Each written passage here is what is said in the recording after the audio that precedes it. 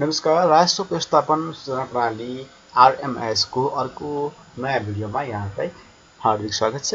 आजको यस भिडियोमा म राष्ट्र व्यवस्थापन सूचना प्रणालीमा जग्गाको स्वामित्व हस्तान्तरण कसरी गर्ने भन्ने बारेमा देखाउन गइरहेको छु।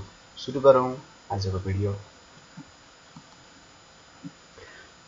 अब यसमा हामीले स्वामित्व हस्तान्तरणलाई जग्गाको खरिद गर्ने व्यक्ति र अथवा बिक्री गर्ने व्यक्तिले हामीले जानकारी दिएको हुनु पर्यो कि मैले फलानाकोबाट जग्गा किने अथवा मैले फलानालाई खरिद बिक्री गरेँ भनेर भन्नुपर्ने हुन्छ।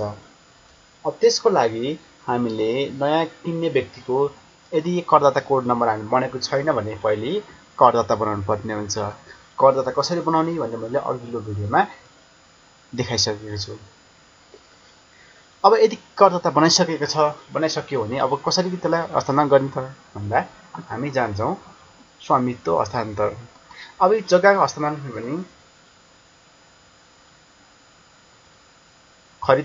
खरिद बिक्री गर्दा अथवा अंश बन्न लाउँदा अथवा कसैलाई दान दिँदाखेरि अथवा अन्य कुनै कारणबाट स्वामित्व हस्तान्तरण हुन सक्छ। अब सबभन्दा पहिले हामी यसमा करदाता कोड नम्बर जसको व्यक्तिबाट हामीले ट्रान्सफर गर्दैछौँ अथवा स्वामित्व हस्तान्तरण गर्दैछौँ उसको चाहिँ हामी यहाँ करदाता कोड नम्बर राख्छौँ। यसलाई सर्च गर्छौँ। सर्च गरेपछि यहाँ माथि कार्य भन्ने आउँछ। यहाँ तीनटा आउँछ, एउटा मर्ज ल्यान्ड, स्प्लाइट ल्यान्ड र ट्रान्सफर ओनरसिप भन्ने आउँछ।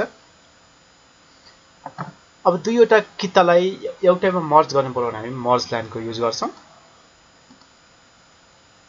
अब स्प्लाइट ल्यान्ड भनेको हामीले अंश बन्न गर्दा चाहिँ स्प्लाइट अथवा कसैलाई अंश बन्न गर्दा भयो अथवा कसैलाई एउटा किताबाट केही टुक्रा चाहिँ जग्गा चाहिँ अर्को व्यक्तिलाई बेचियो भने पनि हामी स्प्लाइट गर्छौँ। त्यसपछि चाहिँ अब पुरै त्यो किता चाहिँ ट्रान्सफर गर्दैछौँ अथवा खरिद बिक्री भएको छ भने चाहिँ त्यसलाई हामी ट्रान्सफर ओनरसिप गर्छौँ। अब सुरुमा हामी ट्रान्सफर ओनरसिपको हेर्छौँ। त्यसलाई क्लिक गर्ने, जुन कितालाई हामीले ट्रान्सफर गर्नुपर्ने हो त्यसलाई हामी टिक लाउँछौँ। त्यसपछि प्रोसिड गर्छौँ। त्यसपछि नयाँ करदाताको कोड नम्बर हामी यहाँ राख्छौँ, सर्च गर्छौँ। सर्च गरेपछि यहाँ देखिन्छ।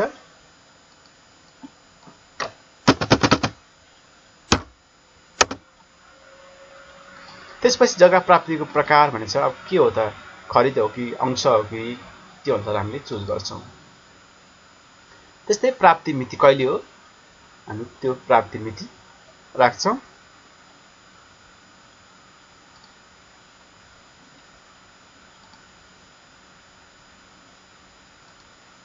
त्यसपछि प्राप्त मितिमा मूल्य कति हो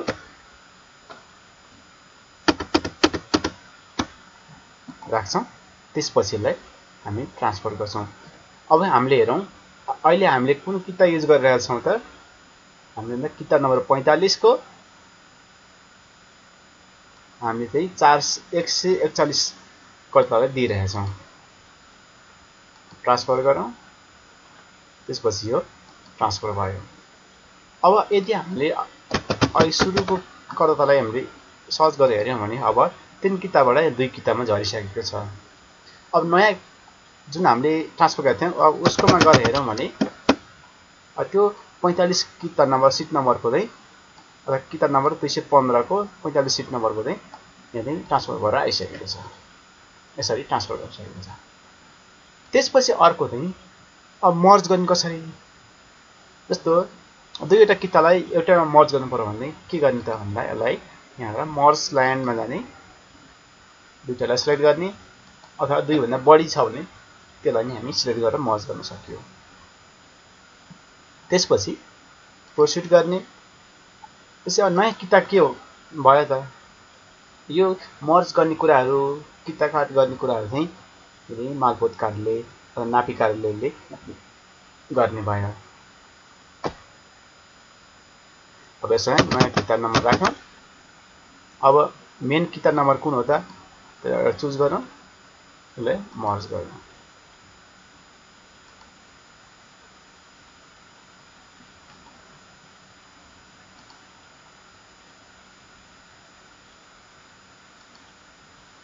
अब यो चाहिँ मर्ज हुनु किन मिलेन भन्दा मर्ज हुनुको लागि चाहिँ एउटै सँगै जोडिएको जग्गा हुनुपर्छ।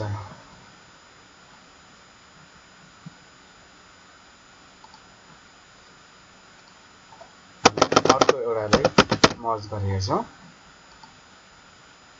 जस्तो यो त्यहाँ वडा नम्बर एउटैको छ।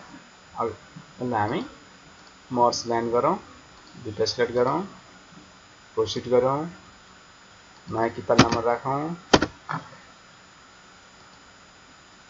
त्यसपछि मर्ज गरिदिउँ।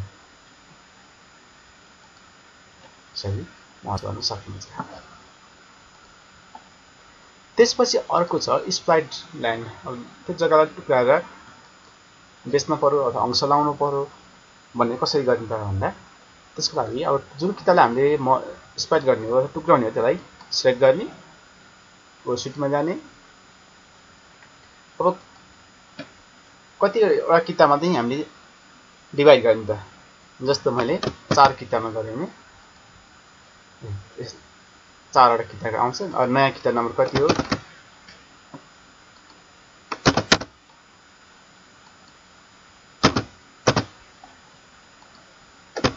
किताब राख्ने। अब कति रो पनि टुक्राउने भने त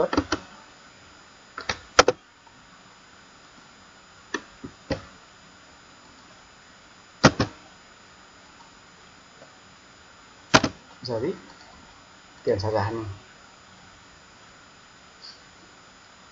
अब हाम्रो सजिलोलाई चाहिँ वर्गमिटर टुक्राएर राख्दा छिटो हामीलाई सजिलो हुन्छ, कति राख्ने त्यही अनुसार राख्ने। अब यसलाई स्प्लाइट गरिदिने, त्यसपछि यो स्प्लाइट हुन्छ।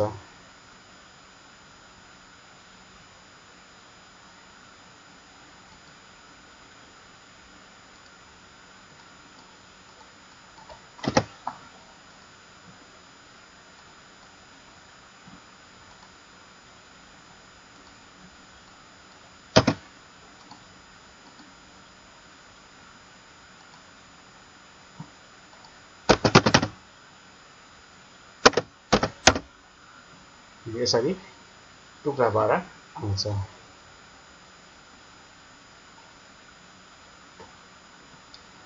हस् त आजको भिडियो कस्तो लाग्यो हेर्दै गर्नु होला।